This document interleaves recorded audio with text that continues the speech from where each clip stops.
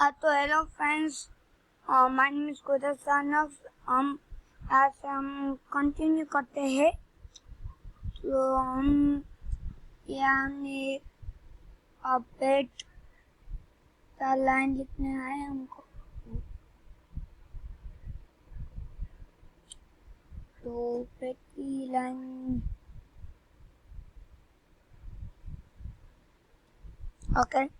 तो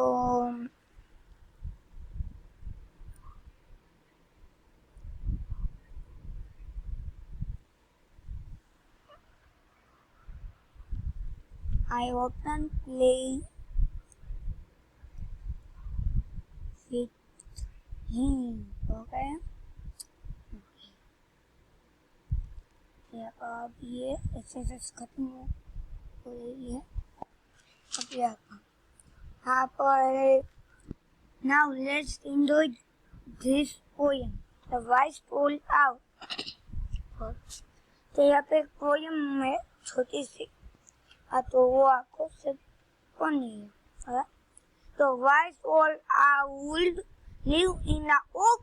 The more he saw, the less he spoke.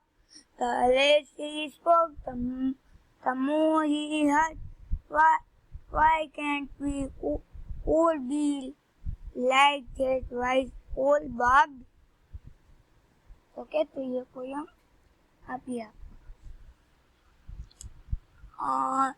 picture story. Look at the picture and tell us story about the talkative tortoise.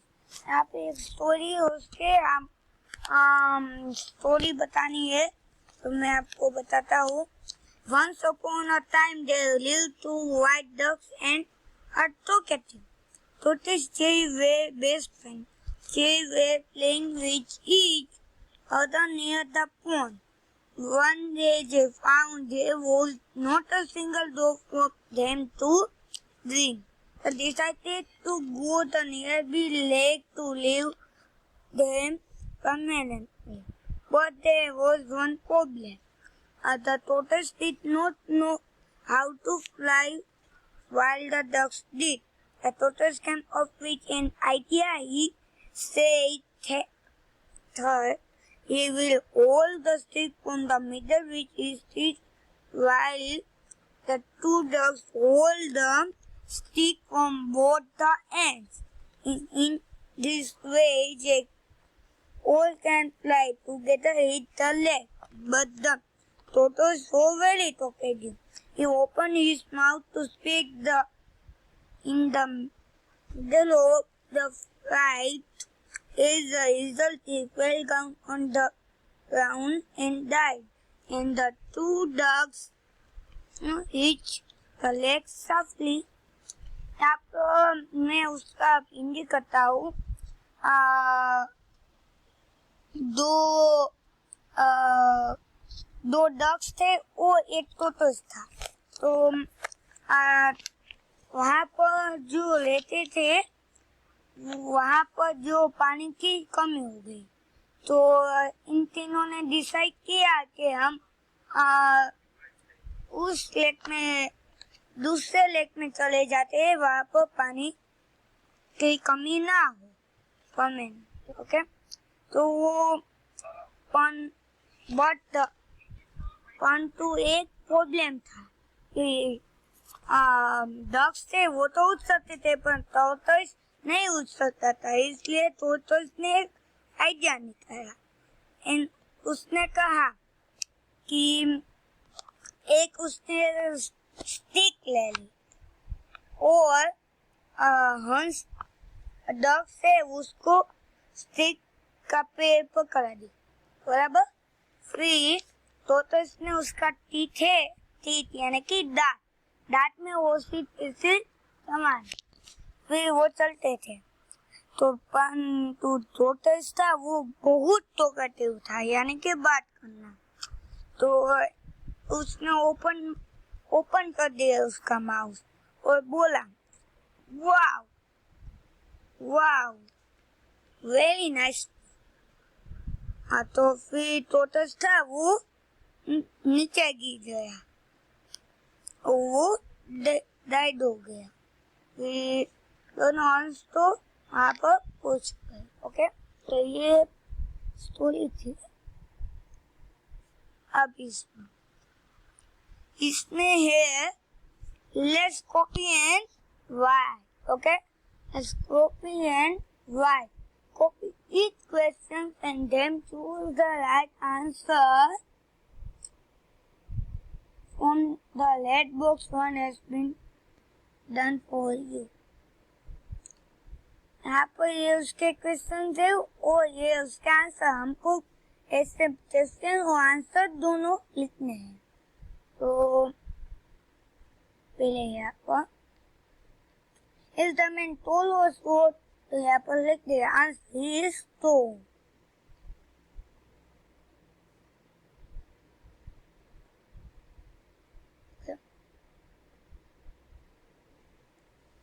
यहाँ पर है, तो हमको ये वो लिख सकते हैं।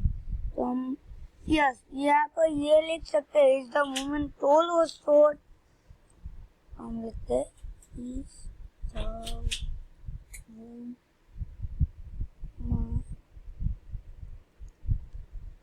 Toll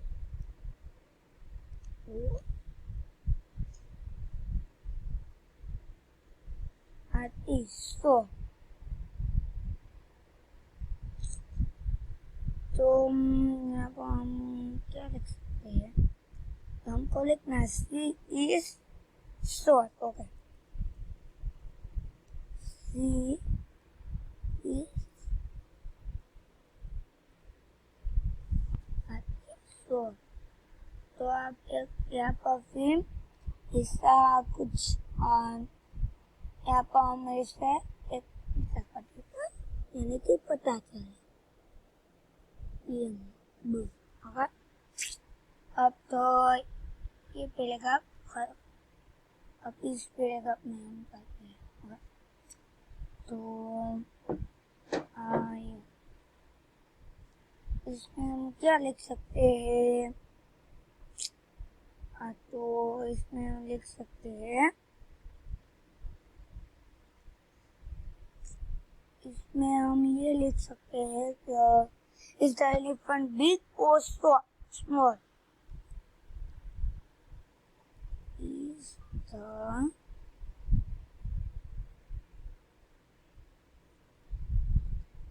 elephant or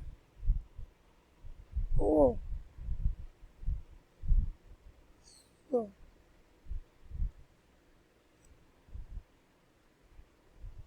Question mark. Sorry, यहाँ पर क्वेश्चन मार्क आएगा। ओके, यहाँ पर क्वेश्चन मार्क, हम उसका आंसर क्या लिखेंगे, ही इज टॉल। ओके, ये भी नहीं लिख सकते, तो इट इज बिग। यस, ये लिख सकते हैं, तब यहाँ पर हम इसे टिक कर देते हैं। ये हो गया, ये हो गया।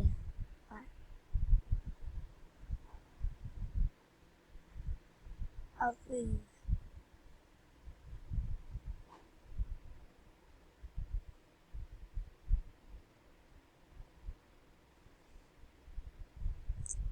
तो इसमें हम दूसरा गाना क्या लिख सकते, तो हम लिख सकते इज द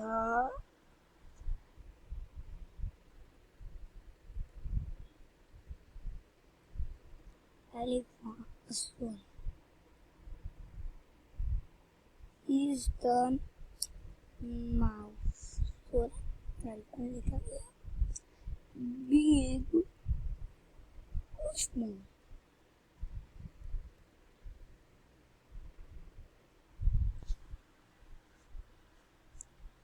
क्वेश्चन मार्क हो गया, हम उसका हम यहाँ को आंसर लिखते हैं।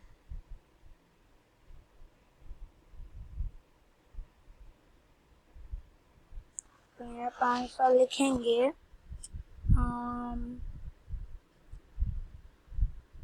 it is small, it is small. Okay, तो अब यहाँ पर हो गया, यहाँ पर हम इस यहाँ पर हम कर देते इट इज स्मॉल पर, यहाँ पर ये केस ओके, यहाँ पर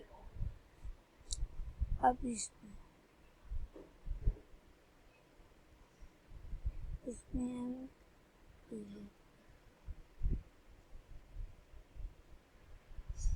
इसमें हमको लिखना है is the tagging or red? Okay, is the tagging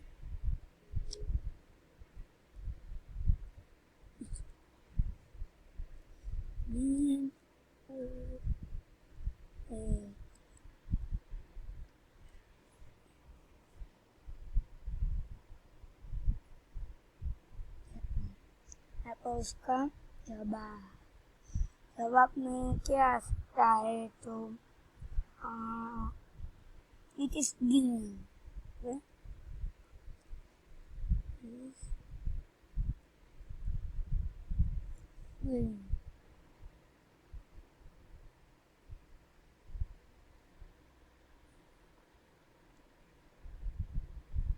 आप इसमें लिखना है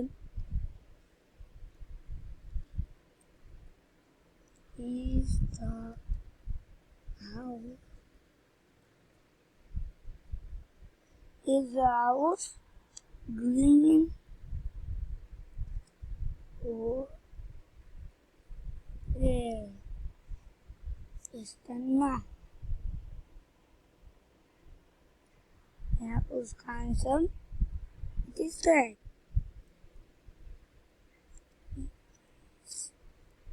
रेड ओके, तब यहाँ पर हमको सभी में इसका ऐसा ठीक करना।